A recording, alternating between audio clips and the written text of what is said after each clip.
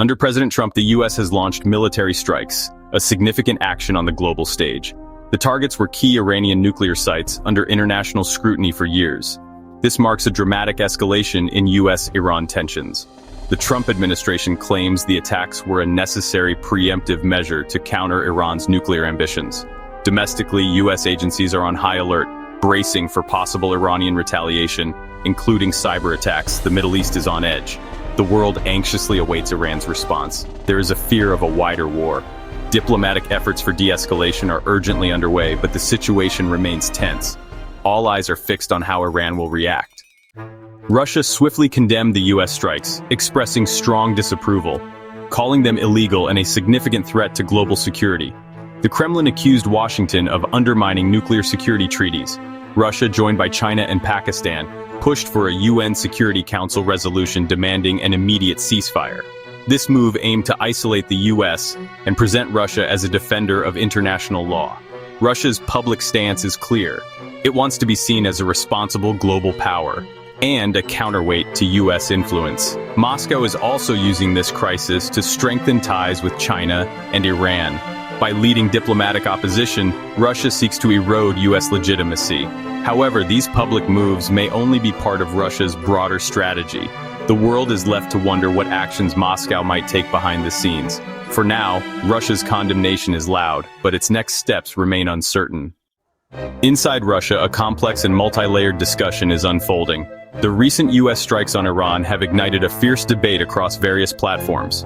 Some influential voices within the Russian establishment are now actively urging the Kremlin to consider providing Iran with substantial military support as a countermeasure. This proposal mirrors the approach the U.S. has taken with Ukraine, offering a parallel in strategic aid. Specific proposals include supplying Iran with cutting-edge advanced air defense systems, a variety of sophisticated missiles, and crucial satellite intelligence capabilities.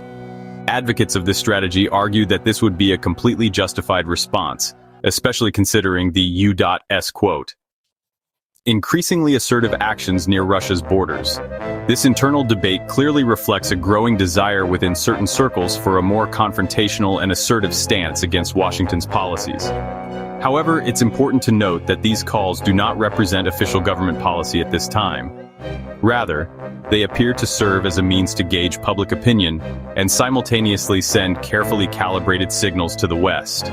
As of now, the Kremlin has not made any firm commitment to providing direct military aid, but the ongoing rhetoric undoubtedly keeps a certain level of pressure on the U.S. The key question remains whether this is simply a strategic exercise in posturing or a genuine sign of a potential policy shift in the making. The debate escalated when Dmitry Medvedev claimed some countries might supply Iran with nuclear warheads in response to U.S. attacks.